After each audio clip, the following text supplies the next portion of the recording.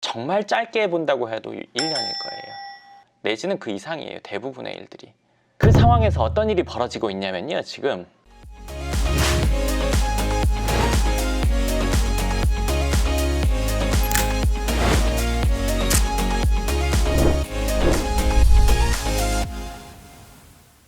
반갑습니다. 연금처럼 월세받게 해주는 연금형 부동산 연구소 황 소장입니다. 오늘은 강남 꼬마 빌딩, 근데 강남뿐만 아니라 모든 지역에 있는 빌딩을 살 때 꼭 이 부분을 알고 계셔야 될 것 같아서 얘기를 좀 해드리려고 해요. 요즘에 상담을 오는 분들 중에 건물을 사려는 분들이 좀 꽤 있어요. 많아요. 솔직히 말하면 많아요. 그러니까 왜 이렇게 됐냐면 주택 투자를 하기는 지금 좀 곤란하게 됐죠. 왜냐하면 세금 부분이 강화가 됐기 때문에. 그렇기 때문에 주택이 아니면 뭘 할까? 그럼 결국에는 상가 아니면 사무실 아니면 건물 뭐 이렇게 되는 거죠. 근생 건물이라고 하죠. 그런 건물을 하려는 분들이 점점 늘어나고 있어요. 어떻게 보면 정책적으로 투자가 그쪽으로 몰릴 수밖에 없는 그런 상황인 것 같아요. 근데 그 상황에서 어떤 일이 벌어지고 있냐면요. 지금 주택이 없는 분들은 다가구 뭐 하기가 용이하지만 그렇지 않은 분들은 다가구나 뭐 다세대 이런 것들 하기가 용이하지 않죠. 그리고 어떤 건물이라고 하더라도 맨 위층에 주거가 있다, 주거가 한두 층 있다 이런 것들 하기가 부담스러워요. 그러다 보니까 건물 전체가 상가 사무실로 이루어진 것들을 하려고 해요. 근데 어떤 건물은 주거가 몇 개 있어요. 그럼 이거 용도 변경을 해가지고 거기에 근생으로 해가지고 이제 주거가 아닌 건물로 바꿔서 하려는 분들도 있고, 아니면 있던 다가구나 단독주택 이런 것들을 철거해서 거기에 근생 건물을 지으려고 하는 분들도 있어요.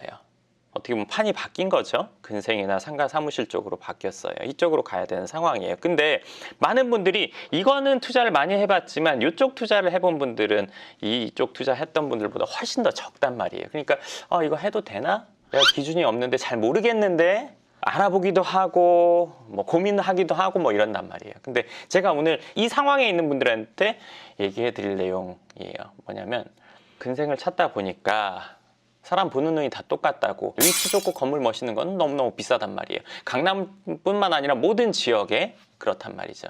그러면 좀 가성비 괜찮은 거 없나? 내가 수익을 창출할 수 있는 부분이 더 먹거리가 많은 건 뭐가 있을까? 이런 생각하는 분들이 있을 거예요.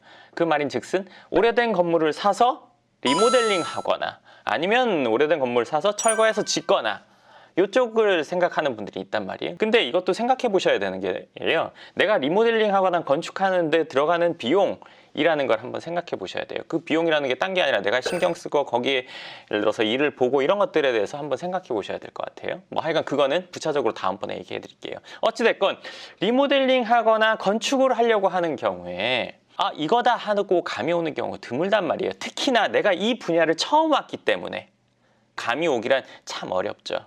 지금 이 영상 보시는 분들, 이 상황에 있는 분들 중에 지금 일하고 있는 분야에 처음 들어와서 딱 감 잡는 데까지 얼마나 걸리셨어요? 이거면 이거 답이 나와 안 나와? 회사 일이 됐건 사업이 됐건 어떤 분야가 됐던 보자마자 이거 맞아 안 맞아? 이건 얼마 정도여야 돼? 이건 가능해 안 해? 이거 판단하는데 얼마나 걸렸을까요? 정말 짧게 본다고 해도 1년일 거예요.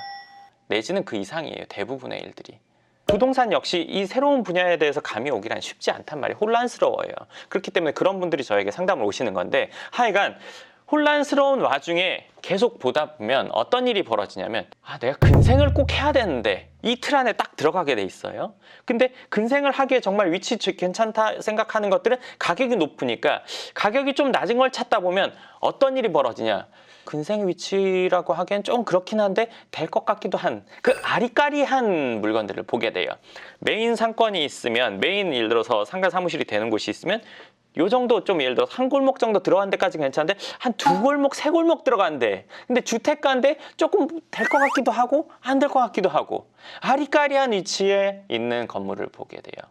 지어서 상가 사무실로 임대 나갈까? 근데 그런 것들을 물어보는 거는 그 건물을 보여준 부동산들한테 물어보게 되죠. 물어봤을 때 당연히 거기서 여긴 좀 어려울 것 같은데 하겠어요? 당연히 여기 해도 가능합니다. 괜찮습니다. 이렇게 얘기할 거 아니에요. 당연히 그 물건을 거래해야 되니까요. 대부분의 경우 그렇게 해도 된다고 하지, 거기에 이거 좀 위험할 것 같은데 이런 얘기 하는 일은 죽어도 없을 거예요.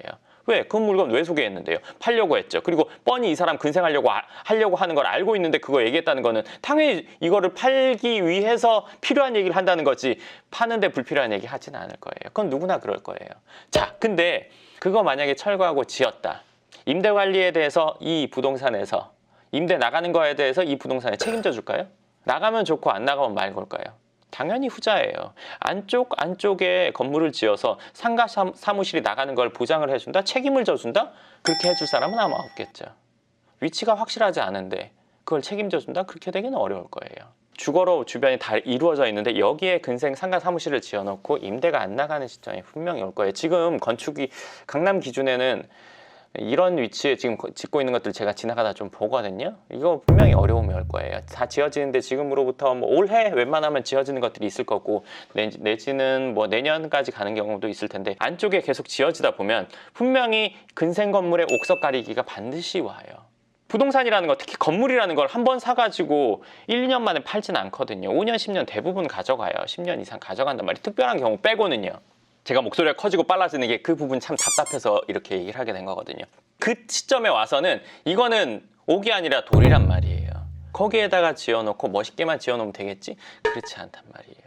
2020년대 초중반 그때 무슨 붐이 있었냐면 창업 붐이 엄청나게 일어났었어요.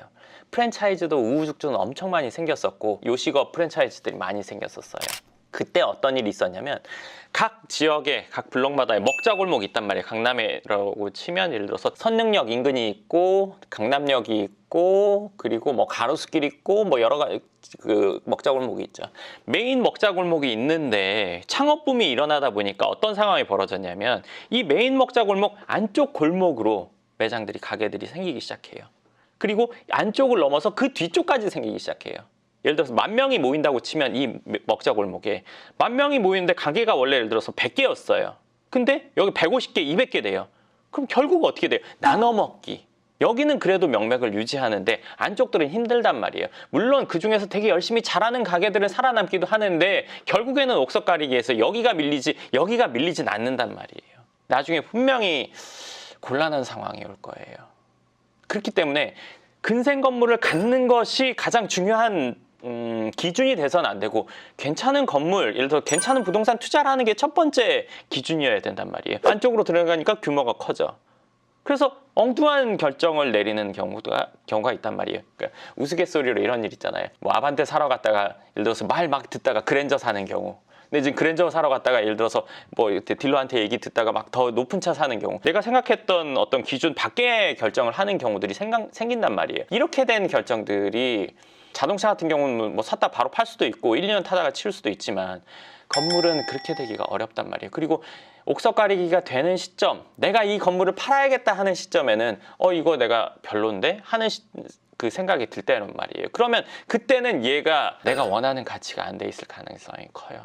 지금 근생 건물을 하려고 하는 분들이라면 이 위치가 정말 근생 상가 사무실이 괜찮게 될 것인지 그거 냉정하게 생각해 보셔야 돼요. 지금 건물이 지어지는 것들 막 여기저기 생기는 걸 보면서 제가 이 위치는 이건 좀 그렇겠는데 이거 나중에 임대 내기 좋을까?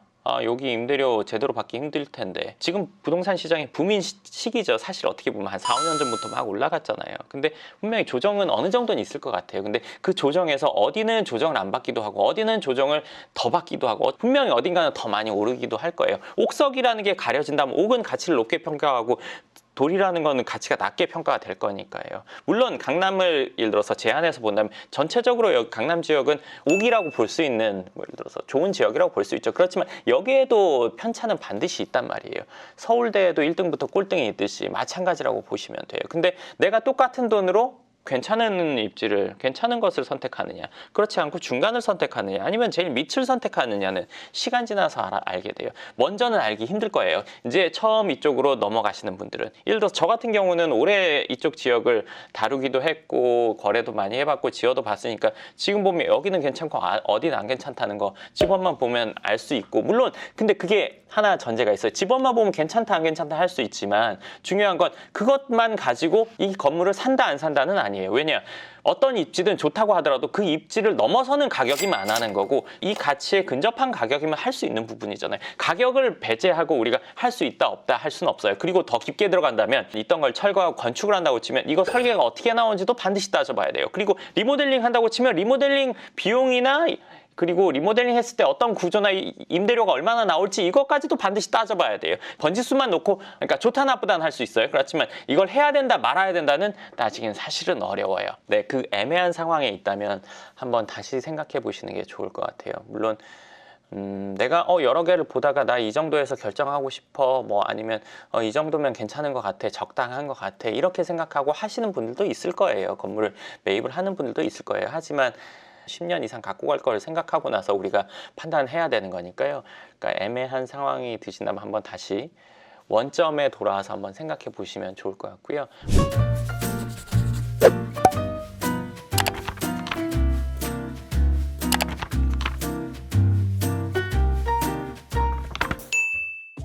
많이 고민되시는 부분이 있으시다면 저희 채널에서 더 많은 영상 한번 찾아보시면서 기준에 대해서 다시 한번 정립해 보시면 좋을 것 같습니다.